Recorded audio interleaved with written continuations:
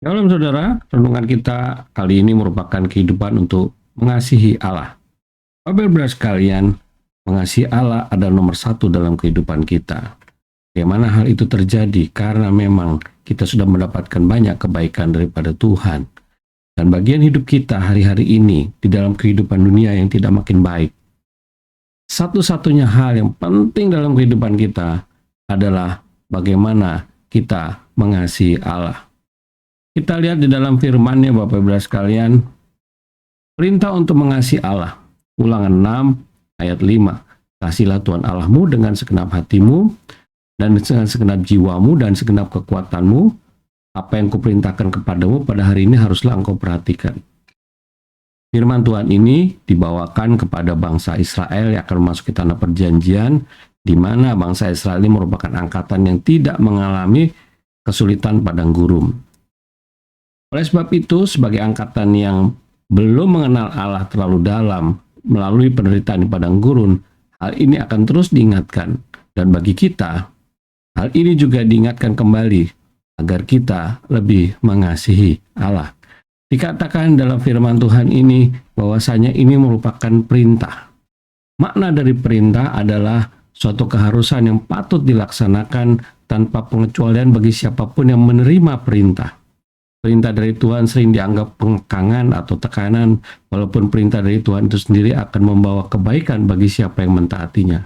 Tetapi, Bapak-Ibu sekalian, perintah Allah ini menunjukkan bagaimana kuasa, kasih, otoritas, dan kekudusan dari Allah untuk diri kita. Contohnya, 10 perintah Allah. Bapak-Ibu sekalian, bagaimana kita mau bisa mengasihi Allah? Itu adalah suatu perintah. Tapi kita juga mau melihat bagaimana perintah itu mewakili diri Allah. Kita akan belajar dari Yesus. Yesus yang adalah Allah. Kalau kita lihat dalam Kolose 1 ayat 15, Ia adalah gambar Allah yang tidak kelihatan, yang sulung lebih utama dari segala yang diciptakan. Karena di dalam Dialah telah diciptakan segala sesuatu yang ada di sorga dan yang ada di bumi, yang kelihatan dan yang tidak kelihatan, baik singgasana maupun kerajaan, baik pemerintahan maupun penguasa, segala sesuatu diciptakan oleh Dia dan untuk Dia. Maka kita perlu melihat bagaimana yang terjadi dalam kehidupan kita, dalam hubungannya dengan Allah. Kita perlu mengenal siapa yang kita kasih agar sungguh-sungguh kita mudah melakukannya. Kenal. Kalau tak kenal maka tak sayang. Makin kenal, kita makin sayang, Bapak-Ibu sekalian. Kita akan melihat bagaimana melalui Yesus melakukan segala hal yang ada dalam dunia ini, berbagai tujuan, ragam, solusi, dan janjinya.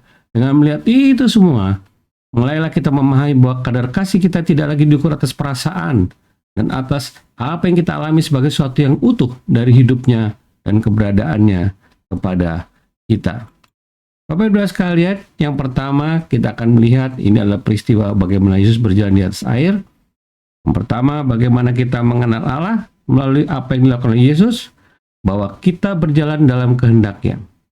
Matius 14 ayat 22, sudah itu Yesus segera memerintahkan murid-muridnya naik ke perahu dan mendahulinya ke seberang, sebentar itu Ia menyuruh orang banyak pulang. Setelah ada satu air luar biasa dengan satu keajaiban, 5 roti 2 ikan untuk banyak orang makan, 5.000 orang itu pun masih bersisa. Disitulah Tuhan Yesus melakukan pelayanannya. Setelah melakukan pelayanan itu, Dia menyuruh para muridnya pergi ke seberang. Bagi yang datang, disuruh pulang, Bapak-Ibu sekalian. Di sini kita melihat bahwasanya ada satu perintah, kehendak daripada Tuhan Yesus agar mereka pergi sesuai dengan apa yang Dia arahkan. Kita lihat di sini bahwa kehendaknya menuntun para murid, menuntun orang-orang yang datang untuk mereka melakukannya. Kita harus ingat Bapak-Ibu sekalian, kita hidup atas dasar kehendak Allah. Kita diciptakan atas dasar kehendak Allah. Kalau kita lihat di dalam Efesus 1 ayat 14, sebab di dalam Dia Allah telah memilih kita sebelum dunia dijadikan supaya kita kudus dan tak bercacat di hadapannya. Yang pertama, kalau kita mengasihi Allah, kita hidup sudah di dalam jalur kehendak-Nya Allah. Maka tidak ada cara lain. Kita memang harus mengasihi Dia. Yang kedua, bahwasanya Yesus berotoritas atas segalanya. Kita lihat Yesus itu mengasihi muridnya. Kita lihat Yesus itu mengasihi orang-orang yang datang. Tetapi kita lihat dalam Matius 14 ayat 24, perahu murid-muridnya sudah berapa mil jauhnya dari pantai dan dia mengampingkan gelombang karena angin sakal. Mengapa yang katanya Yesus yang mengasihi itu ternyata di dalam perjalanan para murid ada masalah? Yaitu apa? Perahunya diombang-ambingkan. Tentunya banyak orang Kristen berpikir kalau sudah menjadi orang Kristen tidak ada masalah. Bukan, Bapak Ibu sekalian. Masalah tetap ada. Dan masalah tetap Tuhan izinkan kepada diri kita. Oleh sebab itu, kalau kita lihat dua ayat ini, seharusnya kita tidak boleh mengurangi kadar kita kasih kepada Tuhan, kepada Allah, hanya karena masalah. Bukan karena keadaan kita baik-baik saja kita mengasihi, tetapi justru di dalam persoalan, kita justru mengasihi dia dengan tetap mengucap syukur. Mengapa demikian? Karena Tuhan Yesus Allah berotoritas atas segalanya. Dia izinkan masalah itu terjadi, terombang-ambing untuk pada akhirnya nanti menunjukkan siapa Yesus, mengokohkan agar mereka lebih mengasihi. Bapak Ibu sekalian, dalam hal ini dikatakan bahwasanya Yesus berotoritas. Dan kalau kita lihat dalam Mazmur 115 ayat 3, Allah kita di sorga, ia melakukan apa yang dikehendaki. Dia bebas melakukan apapun juga. Tetapi ingat, semua itu bukan untuk menghancurkan diri kita.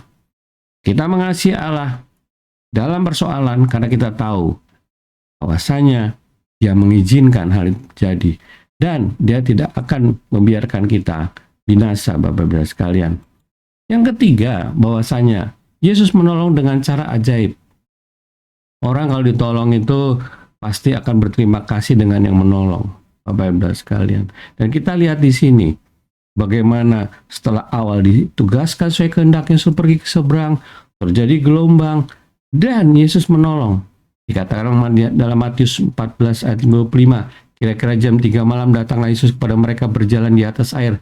Ini adalah satu bukti bahwasanya Yesus datang tepat pada waktunya di puncak masalah itu. Dia tidak membiarkan kita.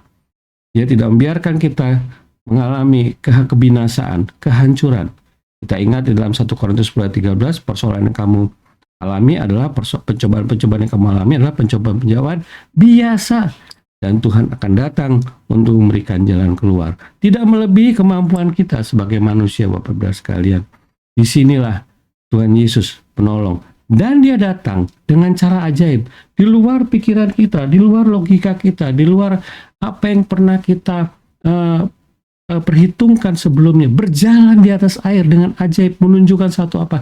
Dia berjalan di atas masalah, Bapak-Bapak sekalian. Dia lebih tinggi dari apapun juga. Dalam otoritasnya, dia mengizinkan sesuatu terjadi, tetapi dalam otoritasnya juga dia berada di atas masalah itu. Dan apa yang terjadi ketika Petrus beriman kepada dia, percaya kepada Tuhan Yesus untuk bisa berjalan di atas air, dia lakukan. Dia bisa berjalan air ketika pertolongan itu datang dan dia percaya. Di dalam persoalan kita mengatasinya, Tuhan Yesus tidak pernah terlambat dan kita bisa bersama dia mengatasinya di luar apa yang kita pikirkan. Petrus berjalan di atas air. Dalam Matius 14:29 kata Yesus, datanglah, maka Petrus turun dari perahu dan berjalan di atas air mendapatkan Yesus. Tidak ada yang mustahil bagi Allah, tidak ada yang mustahil bagi orang beriman. Kita melihat inilah satu hal yang kita menjadi dasar bagaimana kita harus mengasihi Allah. Lebih mengasihi Allah. Hidup kita mengasihi Allah, Bapak-Bapak sekalian. Dan yang terakhir adalah bahwa Yesus senantiasa menepati janjinya. Apa yang terjadi di dalam Matius 14 ayat 34, setibanya di seberang mereka mendarat di Genesaret. Artinya apa? Kalau para murid berpikir mereka akan binasa di tengah laut, tetapi Tuhan Yesus datang tepat waktu dengan cara ajaib dan membawa mereka ke Genesaret. Artinya, ketika Tuhan memerintahkan di awal dalam kehendaknya pasti terjadi. Rencananya pasti terjadi. Tiada rencana yang gagal. Firman tidak akan kembali dengan sia-sia. Dikatakan dalam Matius 14:34, setibanya di seberang mereka mendarat di Genesaret. Benar kan? Karena di sana masih banyak orang yang membutuhkan pelayanan daripada Tuhan Yesus. Membutuhkan pelayanan oleh para murid juga. Bapak Ibu sekalian, di dalam Matius 14:35, suatu bukti ketika Yesus dikenal oleh orang di tempat itu, mereka memberitahukan ke seluruh daerah, maka semua orang yang sakit dibawa kepadanya. Bahwa di dalam kehendaknya pasti jadi, kehendaknya untuk membawa kebaikan bagi dunia ini, Bapak Ibu sekalian. Oleh sebab itu, kalau kita melihat semua rantai peristiwa, bagaimana Tuhan Yesus berjalan di atas air, bagi kita, semua dari Allah, Dia berotoritas, menolong tepat waktu, menepati janjinya, adalah satu rantai yang mengatakan tiada lain kita harus mengasihi Allah. Bapak Ibu sekalian, sebagai penutup, saya katakan demikian, memahami bahwa kita hidup di bawah kehendaknya, Dialah yang dapat bertindak atas apapun dari sorga, setia menolong tepat pada waktunya, senantiasa menepati janjinya, maka tidak ada alasan apapun dari kita untuk tidak mengasihi Dia, karena itulah yang menjadi kehendaknya, bahwa Dia senantiasa mengasihi kita apapun keadaan kita. Kita mengasihi Allah dengan melihat hal yang Yesus lakukan, menjadikan kita mengasihi Dia tanpa harus melihat kondisi kita, apakah dalam keadaan baik atau buruk. Disinilah pada akhirnya kita dapat memahami bahwa Allah melakukan segala hal baik untuk mendatangkan kebaikan bagi orang yang mengasihi Dia. Bapak Ibu sekalian, firman Tuhan ini sudah membuktikan ya dan amin. Pada akhir-akhir ini, lebihlah mengasihi Tuhan dengan segala apapun yang kita punya. Dengan kekuatan kita, pikiran kita, hati kita, sikap tingkah laku kita. Kita berjalan bersama Tuhan Yesus. Kita mengasihi Allah dan semuanya berada di dalam rencana Allah. Tuhan Yesus memberkati. Amin.